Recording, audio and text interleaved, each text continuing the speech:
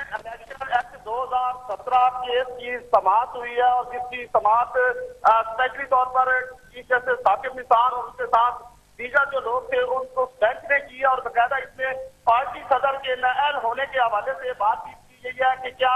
नाअहल party का सदर रह सकता है या नहीं। तो उस पे आज दलाइल दिए जाते रहे हैं जो कि मियां मोहम्मद नवाज शरीफ के जो वकील थे तौर पर दिए, जबकि दूसरी जानब जो उनके मुतबादिल वकील थे उन्होंने दलाइल दिया और इससे काफी देर तक जो है वो मामला चलते रहे और गिरा हो गई। और उसके बाद चीफ जस्टिस साकिब निसार ने भी इसके मुख्तलिफ व्यूज दिए, उसके अलावा जस्टिस आसिफ सईद खोसा ने भी उससे बात की। लेकिन अब ये केस जो है ये मियां मोहम्मद नवाज शरीफ की नाअहली के बाद उनको पार्टी सदर बना दिया गया था, उसके बाद ये केस सामने आया और उसके ऊपर ये समाअत शुरू हुई और अभी तक जो ये सिलसिला इसके वक्फे बख्शे से समाअत जारी है। और आज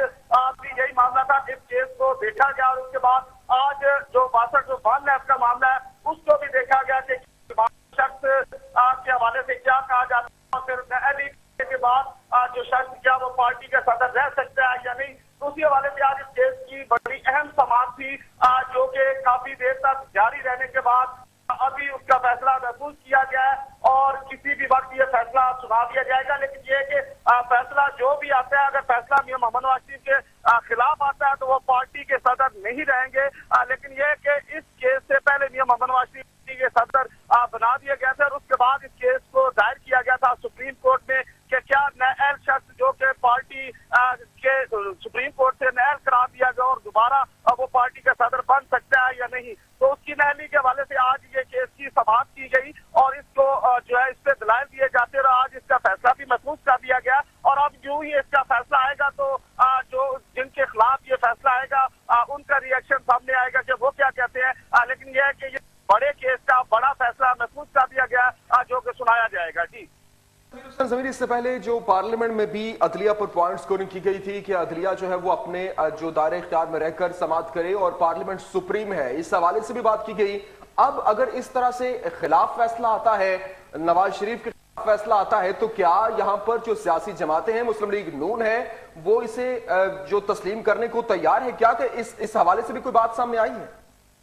जी सर, बिल्कुल इस हवाले से अगर बात की जाए तो बाबर वहां ने बाकायदा तौर पर वहां दलाइल भी दिए और नाअहली के हवाले से भी बात की और दीगर मामलात को भी देखा गया और पार्लियामेंट की भी बात हुई है। लेकिन ये चीफ जस्टिस साहब की तरफ से भी कुछ रिमार्क्स आए हैं पार्लियामेंट के हवाले से, उनके कवानीन के हवाले से। लेकिन ये कि नाअहली का मामला इस वक्त सुप्रीम कोर्ट के अंदर है, उसको जो जजेस हजरात ने देखना है और जो बेंच इसकी समाअत कर रहा है वो बिल्कुल इसी नाअहली के हवाले से 62 का जो मामला है उसको देखा जा रहा है कि क्या नाअहली के हवाले से जो दरखास्त दायर की गई है जिसमें मौका अख्तियार किया गया है कि एक नाअहल शख्स जो है कि क्या वो नाअहली के बाद पार्टी का सरबराह बन सकता है। तो ये चीज अब सामने है तो जो